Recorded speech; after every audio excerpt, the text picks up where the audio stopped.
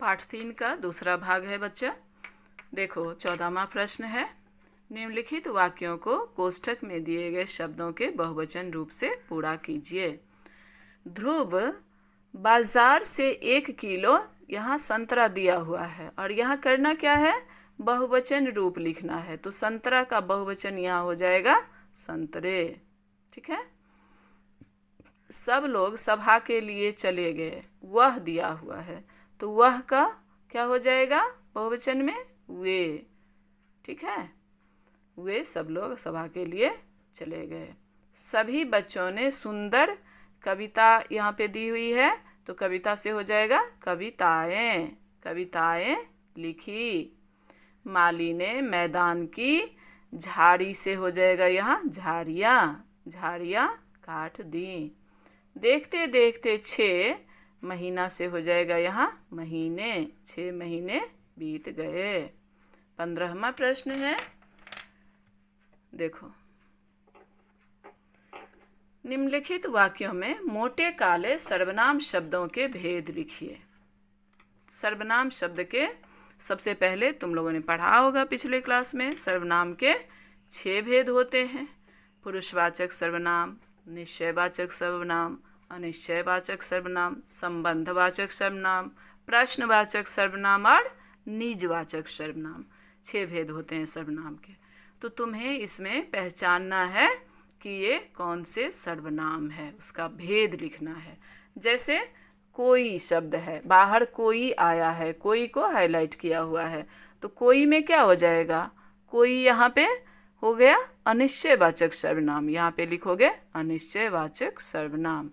गिलास किसने तोड़ा तो यहाँ प्रश्न का बोध है तो यहाँ हो जाएगा प्रश्नवाचक सर्वनाम। वह तुम्हें स्वयं सब बता देगा। स्वयं, स्वयं शब्द होता है निजवाचक सर्वनाम के लिए तो यहाँ पे लिखोगे निजवाचक सर्वनाम। अरे आप कब आए तो यहाँ पे आप कब आए प्रश्न पूछा जा रहा है तो यहाँ भी हो जाएगा प्रश्नवाचक सर्वनाम। जो अपना कार्य पूरा कर लेगा वही खेलने जाएगा। इसमें देखो जो और वही दोनों को हाईलाइट किया हुआ है, कार्य को भी। ये कार्य जो है यानी क्रिया जो है वो जुड़ी हुई है 2 शब्दों से, जो और वही। तो जो वही से जुड़ी हुई है ये, इसलिए यहाँ क्या हो जाएगा संबंधवाचक। ठीक है, सर्वनाम। ठीक है। अब देखो, अब 16वां प्रश्न है, आपका मित्र आपके पड़ोस में रहता है। आप देखते हैं कि वह अपने घर का कूड़ा आपके घर के किनारे फेंक रहा है। जैसा कि तुम लोग अच्छे पड़ोसी के गुण जो निबंध पढ़े थे उसमें क्या पढ़े थे, यही कि लेखक और उसका पड़ोसी दोनों एक दूसरे के पड़ोस में कूड़ा फेंक आते हैं। तो मान लो लेखक तुम अपने आप को मान लो और फिर तुम्हारा पड़ोसी जो है वो तुम्हारा मित्र है, इसे मान लो। तो अपने मित्र के साथ हुई बातचीत की कल्पना कीजिए और उसे संवाद के रूप में लिखिए। मान लो तुम्हारा मित्र जो तुम्हारे पड़ोस में रहता है तो वह तुम्हारे घर के पास, तुम्हारे घर के किनारे कूड़ा फेंक देता है, तो उससे तुम किस तरह से बात करोगे। इसको कहते हैं बच्चे संवाद लेखन। संवाद लेखन करना है तो यहाँ तुम्हें लिखना है।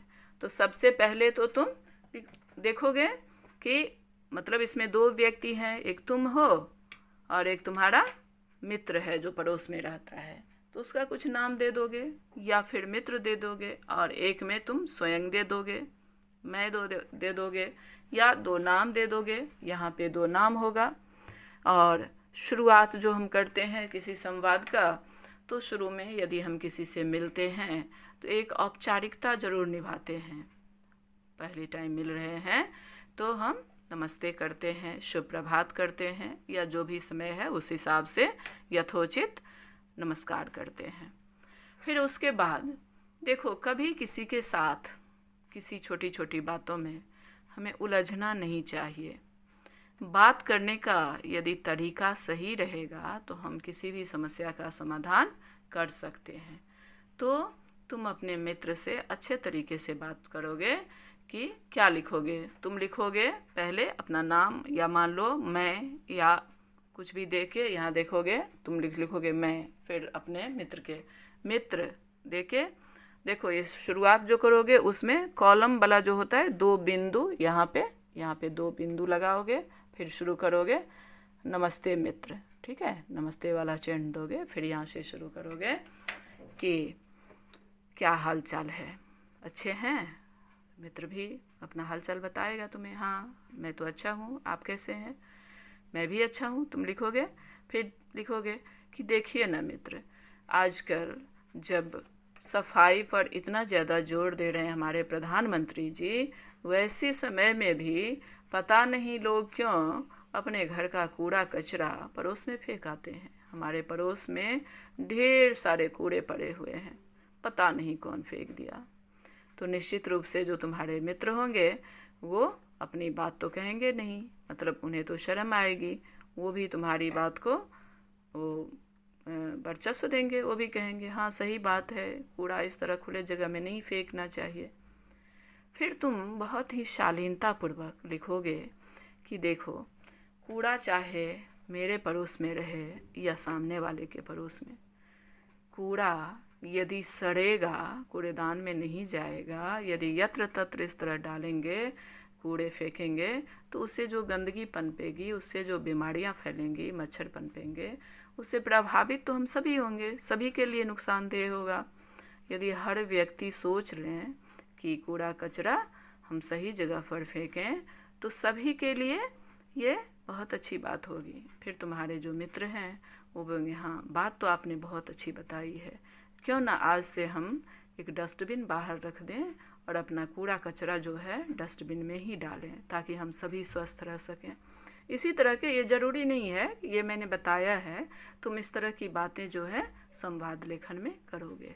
ये संवाद लेखन है, ये परीक्षा में 4 अंक के आते हैं। तो ठीक है, तुम इसे लिख लोगे। धन्यवाद बच्चे, ये चैप्टर पूर्ण हो गया।